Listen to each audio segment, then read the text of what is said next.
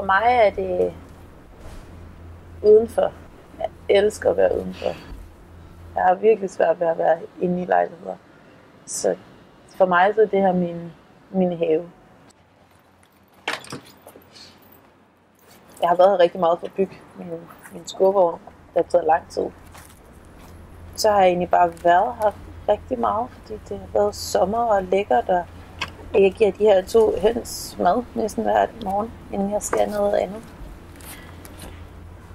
Så jeg bruger det til at også komme udenfor, i stedet for at tage direkte i skole, så vi kommer ud og får noget frisk luft og møde verden.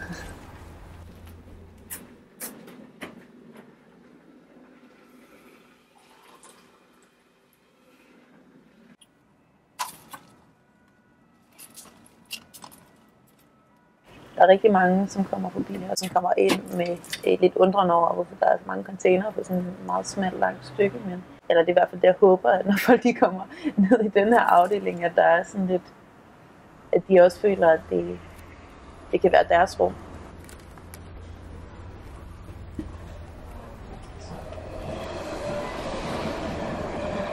For mig er det meget naturligt, at sådan nogle her steder er. Jeg synes, det er jo virkelig underligt, hvis ikke de er her. For mig så gør det måske, at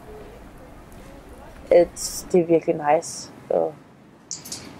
at bo inde i byen, fordi der er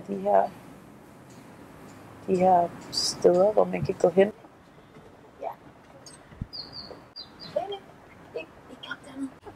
Men jeg synes også, at det er et problem, at de er midlertidige, fordi at det, altså vi så mener jeg sådan alle sådan nogle her som mig, som er de her midlertidige steder, som bliver rykket sådan længere og længere og længere ud af byen. At til sidst er der jo ikke rigtig noget sådan byliv tilbage. Det hele er bare, det går bare op i kaffelappen. Og det synes jeg egentlig er virkelig uinteressant.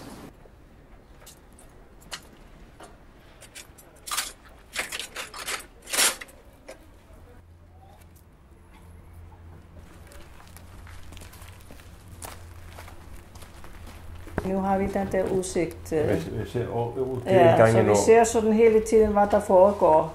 Eller måske vi ser med, hvem der er, der går derind, og det er mest, hvis jeg kan se, det ser ud som det er mest unge mennesker omkring 20, tror jeg. Eller 20, sådan 30 plus. Ja. Altså dem vi så, da vi var derinde, det var sådan nogle, tror jeg, kunstneriske eller kreative mennesker.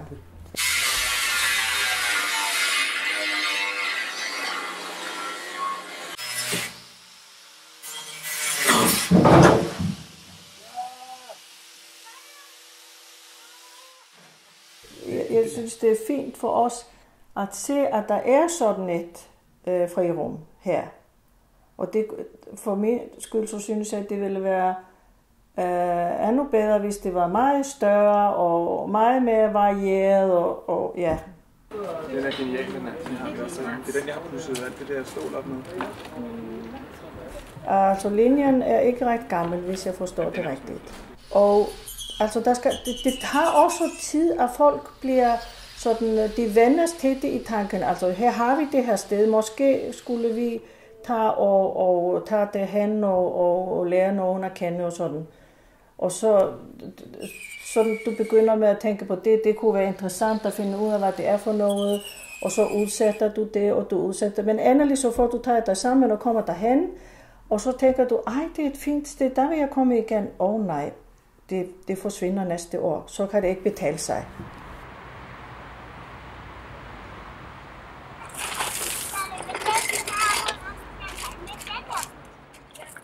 Jeg bruger det egentlig bare som et sted, hvor jeg bare kommer og hænger ud med mine børn. Stort set alt det, man kan lave på linjen, synes jeg ikke, man kan lave andre steder. Sikke nogle seje ting, du har.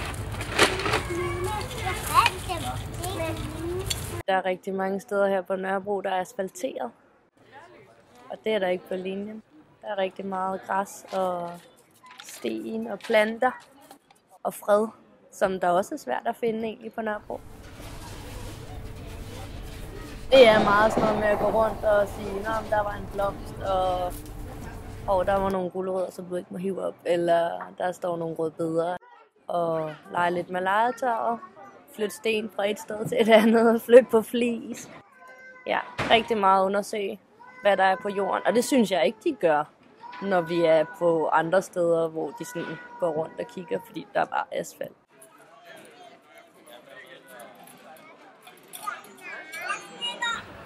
Når jeg kommer her, men det er også i dagtimerne, kan man sige. Der er det de samme mennesker, jeg ser, der bruger værkstederne. Det er sådan en god håndfuld på 20 forskellige mennesker, er mit indtryk af det, ikke?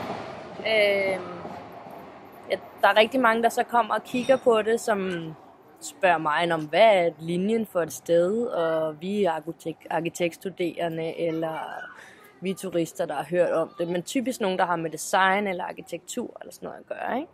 Hvor jeg tænker, jamen, hvor dem, der bare skulle komme og bruge det, måske som et byrum i virkeligheden, ikke?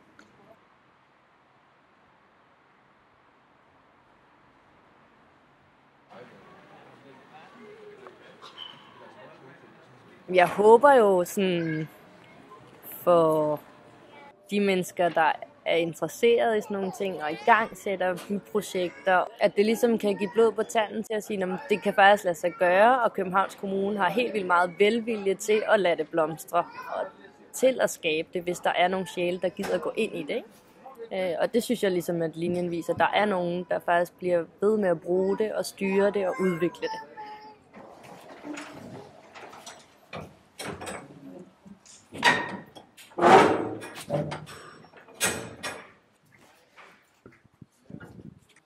Alkali-cykler, det er en lille forening efter danske standarder med vedtægt og det hele. Og vi er en forening, som elsker at lave cykler.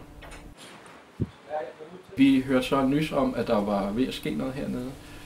Og så var nede at tale med dem hernede på linjen og fortalte om vores idéer omkring det, vi har lyst til at bygge op. Og så blev det etableret den vej igennem.